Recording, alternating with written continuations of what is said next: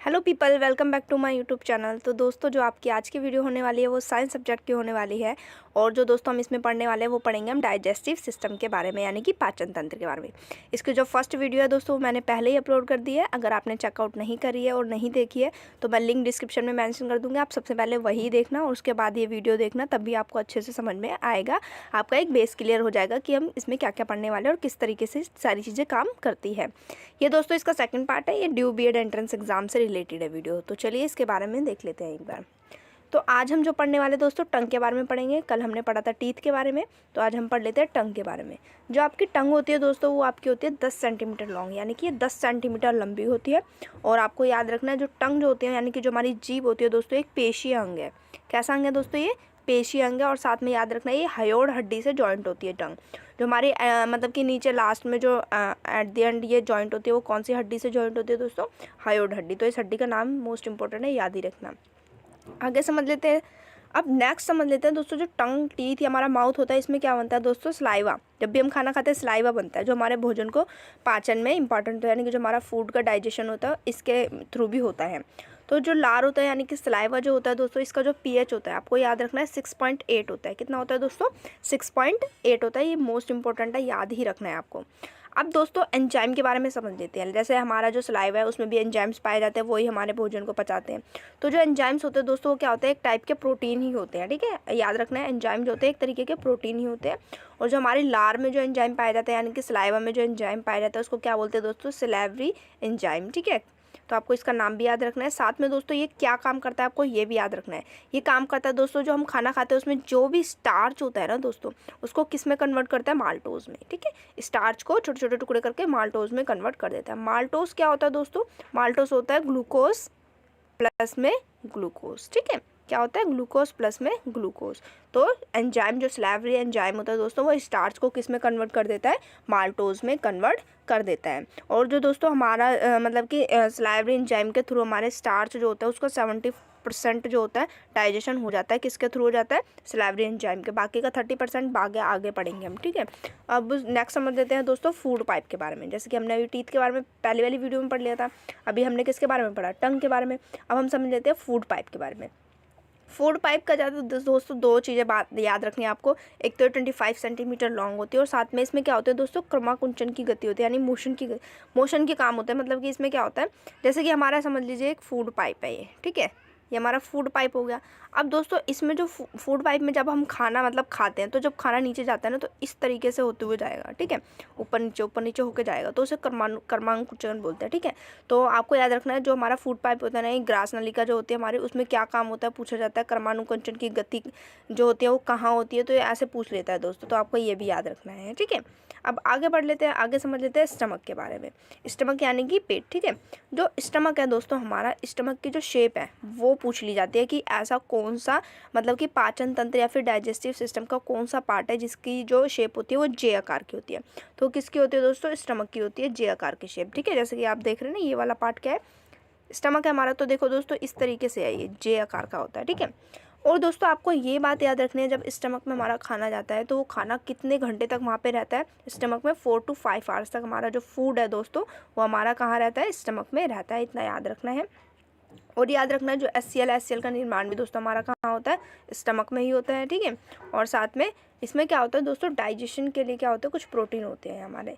ठीक है, मतलब कि जो हमारा जो प्रोटीन जो होता है दोस्तों, हमने पढ़ा था हमारा माउथ में प्रोटीन का पाचन नहीं होता।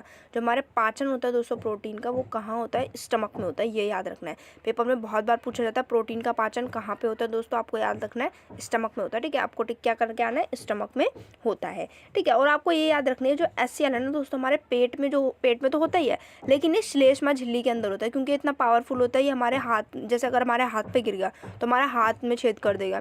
तो ऐसा हमारे अगर पेट में होगा दोस्तों तो हमारे पेट को पूरा जला देगा। ठीक है, तो इस वजह से एक किस में होता है दोस्तों? श्लेष्मा झिल्ली में होता है। ठीक है, जिस वजह से क्या होता है ये बाकी चीज़ों को मतलब कि प्रॉब्लम नहीं क्रिएट करता। अब दोस्तों आगे पढ़ लेते हैं। हाँ, एक बात और आपको याद रखनी है, जो प्रोटीन है ना दोस्तों, जब प्रोटीन का पाचन होता है तो वो पेप्टोन्स में कन्वर्ट हो जाता है। ठीक है, किस में कन्वर्ट हो जाता है दोस्तों? पेप्टोन्स में। जब भी प्रोटीन का पाचन होएगा तो वो किस में कन्वर्ट होएगा दोस्तों, पेप्टोन्स में, ठीक है। और इसका जो प्रोटीन का पाचन है वो कौन करेगा दोस्तों, वो करेगा दोस्तों आपका पेप्सिन एंजाइम। कौन सा एंजाइम करेगा दोस्तों, पेप्सिन एंजाइम, ठीक है। जैसे कि मैंने अभी एक एंजाइम पढ़ाया था आपको पहले, ठीक है। इस तरीके से ही एक और एंजाइम होता है जो प्रोटीन का पाचन करता है, वो कौन सा है दोस्तों, पेप्सिन एंजाइम, ठीक है। नेक्स्ट समझ लेते हैं अब दोस्तों, नेक्स्ट छोटी आंत के बारे में समझ लेते हैं। अब जो छोटी आंत होती है ना दोस्तों, छोटी आंत की लेंथ आपको सब इंपॉर्टेंट ये याद रखनी है। इसका नाम तो छोटी आंत है दोस्तों, लेकिन जो इसकी लंबाई है ना बड़ी आंत से बड़ी होती है, ठीक है। जैसे कि अगर छोटी आंत की लंबाई की बात करें तो कितनी होती है, 6 से 6.5 मीटर होती है, ठीक है। जो आप ये छोटे छोटे देख रहे हो ना दोस्तों, ये इसके अंदर ये वाली छोटी आंत है, और ये जो बाहर वाली दिख रही है ना आपको, ये बड़ी आंत है, ठीक है। क्योंकि बाहर से बड़ी दिख रही है इस वजह से बड़ी आंत, और जो ये अंदर से छोटी छोटी दिख रही है इस वजह से इसका नाम छोटी आंत रख दिया गया है। बड़ी आंत की लंबाई की बात करें तो दोस्तों 1.5 मीटर होती है ओनली, ठीक है। लेकिन अगर छोटी आंत को बड़ा करके ऐसे जैसे छोटी छोटी ये छोटी छोटी इसको पूरा ऐसे खोल के कर दे तो दोस्तों ये बहुत बड़ी हो जाएगी। इस वजह से 6 से 6.5 मीटर तक होती है, ठीक है। अब दोस्तों क्या आपको याद रखना है, जो अग्नाशय से रस जो निकलता है, अग्नाशय के बारे में हम आगे पढ़ेंगे, उसके बाद इस टॉपिक को कवर करेंगे। आगे चलते हैं पहले, ठीक है। अब पहले पढ़ते हैं हम स्टडी ऑफ लीवर, यानी कि लीवर के बारे में पढ़ लेते हैं, सारी चीज़ें लीवर में क्या क्या होता है। लीवर भी एक तरीके से हमारा जो है दोस्तों वो डाइजेस्टिव सिस्टम का एक पार्ट ही है, ठीक है। स्टडी ऑफ लीवर आपको याद रखना है हेपेटोलॉजी होता है, ठीक है। यहाँ पे दोस्तों वाई कर लेना, हेपेटोलॉजी होते हैं। और जो स्टडी ऑफ मतलब जितनी वीडियो स्टडी से रिलेटेड किसकी स्टडी को क्या बोलते हैं उसकी सेपरेट एक वीडियो मैंने बना रखी है, चेकआउट करना है आपको, देखना है तो मैं लिंक डिस्क्रिप्शन में मेंशन कर दूंगी, देख लीजिएगा। अब दोस्तों एक बात आपको याद रखनी है, जो हमारा लीवर है ना दोस्तों, इसका क्या होता है, ये एक ऐसा पार्ट है, अगर ये खराब मतलब ख़त्म भी हो गया, कहीं से ख़राब हो गया तो दोस्तों अब इसमें क्या होता है, पुनः निर्माण की क्षमता हो। समझ लीजिए यहाँ से कट गया इतना, तो दोबारा से रीजनरेट कर सकता है अपने आप को, ठीक है। तो एक लौता ऐसा पार्ट होता है हमारी बॉडी का, कौन होता है दोस्तों, लीवर, ठीक है।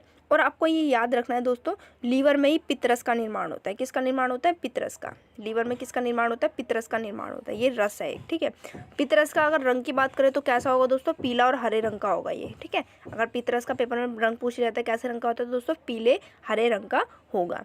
और आपको याद रखना है दोस्तों, ये जो लीवर होता है ना वो सबसे बड़ी ग्रंथि होती है, ठीक है। क्या होती है दोस्तों, हमारे मतलब कि हमारे शरीर की सबसे बड़ी ग्रंथि कौन सी होती है, लीवर होती है, ठीक है। और आपको याद रखना है जो यूरिया होता है ना दोस्तों, यूरिया का जो निर्माण है वो कहाँ होता है, लीवर में ही होता है, ठीक है। लेकिन जो यूरिन का निर्माण है, ठीक है, यूरिन का निर्माण अगर पूछे तो किडनी में होता है, लेकिन यूरिया का निर्माण दोस्तों आपका कहाँ पे होएगा दोस्तों, हमेशा लीवर में। तो आपको याद रखना है यूरिया का निर्माण तो हमारा कहाँ होगा, लीवर में। किडनी में किसका होगा दोस्तों, यूरिन का होगा, ठीक है। किसका होगा, यूरिन का। यूरिन का निर्माण किडनी में, यूरिया का निर्माण लीवर में। तो इस टॉपिक से रिलेटेड इतनी इन्फॉर्मेशन आपको याद होनी चाहिए लीवर से रिलेटेड, ठीक है, कि लीवर में क्या क्या काम होते हैं। जैसे लीवर की स्टडी को क्या बोला जाता है, लीवर में कौन सा रस पाया जाता है, कैसे रंग का होता है, और लीवर सबसे बड़ी ग्रंथि है, और किस चीज़ का निर्माण होता है लीवर में, ठीक है। आगे बढ़ते हैं दोस्तों, आगे समझते हैं हम अग्नाशय के बारे में, ठीक है। इसे पैनक्रियाज भी बोलते हैं। आगे समझते हैं। अब जो अग्नाशय है ना दोस्तों आपका, इसकी जो शेप है ना पत्तीनुमा होगी, मतलब लीफ टाइप होती है, जैसे लीफ होती है ना जो पत्तियाँ होती है पेड़ों की, उसकी तरह की होगी, जैसे कि ये देख सकते हैं आप, ठीक है। ये आपका क्या है, अग्नाशय है, ठीक है। इसकी खोज कभी कभी पेपर में पूछ लेता है कि अग्नाशय की खोज किसने की, तो अग्नाशय की खोज दोस्तों लैंगर हैंस ने की थी, ठीक है। आपको याद रखना है लैंगर हैंस ने की थी। और ये क्या है दोस्तों, एक मिश्रित ग्रंथि है, यानी कि मिक्स ग्लैंड है। मतलब मिक्स ग्लैंड कैसे है ये, क्योंकि इसमें दोस्तों आपको मिक्स ग्लैंड उसे बोलेंगे जिसमें रस भी देखने को आपको मिलेगा और हार्मोन भी मिलेंगे, ठीक है। मतलब कि इसमें से जूस भी निकलता है और हार्मोन भी। तो इस जो हमारा ये पैनक्रियाज होता है यानी कि अग्नाशय होता है, इसमें आपको दोस्तों जूस भी मिलेगा देखने को, जूस भी निकलते हैं इससे, और साथ में हार्मोन्स भी, यानी कि आपको हार्मोन भी देखने को मिलेंगे कि इनमें से हार्मोन भी मिलते हैं, ठीक है। अब रस की बात कर लेते हैं, कौन कौन से रस निकलते हैं अग्नाशय से। तो दोस्तों 3 तरह के रस निकलते हैं, एमिलाइज, लाइपेज और ट्रिप्सिन, ठीक है।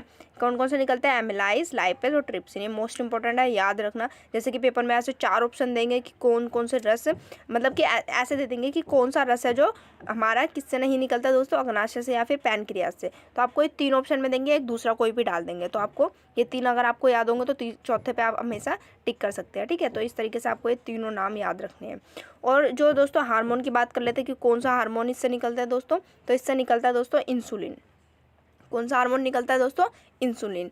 अब देखो इंसुलिन क्यों इंपॉर्टेंट है। अगर इंसुलिन कम निकलने लग जाएगा, जैसे समझ लो इंसुलिन हमारी बॉडी से निकल रहा है और जैसे ही इसकी मात्रा कम होने लग गई, जैसे इसकी मात्रा कम होएगी दोस्तों हमें डायबिटीज़ हो जाएगा। क्या हो जाएगा दोस्तों? डायबिटीज़ के शिकार हो जाएंगे हम। ठीक है, तो आपको याद रखना है जो इंसुलिन हार्मोन है, कभी कभी ये भी पूछ लिया जाता है कौन से बॉडी पार्ट से निकलता है दोस्तों, तो अग्नाशय से यानी कि पैनक्रियास से निकलता है। और इंसुलिन की कमी से कौन सी बीमारी हो जाती है? डायबिटीज़ हो जाता है। ये सारी चीज़ें आपको इस टॉपिक से रिलेटेड याद रखनी है। ठीक है दोस्तों, तो ये थी आज की वीडियो दोस्तों। आशा करती हूँ आपको ये सारी चीज़ें समझ में आ गई होगी लाइन वाइज लाइन। अगर कोई भी डाउट रह गया तो अभी भी आप कमेंट सेक्शन में मेंशन करके मेरे से पूछ सकते हैं। तो आपका जो डाइजेस्टिव सिस्टम है उसकी बहुत सारी चीज़ें मैंने कंप्लीट करा दी है। तो सेकंड जो मैंने प्रीवियस वीडियो डाली थी ना, वो भी आप अच्छे से चेकआउट कर लेना, आपको पूरा अच्छे से सारी चीज़ें समझ में आ जाएंगी किस तरीके से हमारा डाइजेस्टिव सिस्टम वर्क करता है। So thank you for watching this video. Please like share subscribe my channel और बने रहिए ऐसी अमेजिंग वीडियो के लिए हमारे चैनल के साथ। मिलते हैं दोस्तों नेक्स्ट वीडियो में।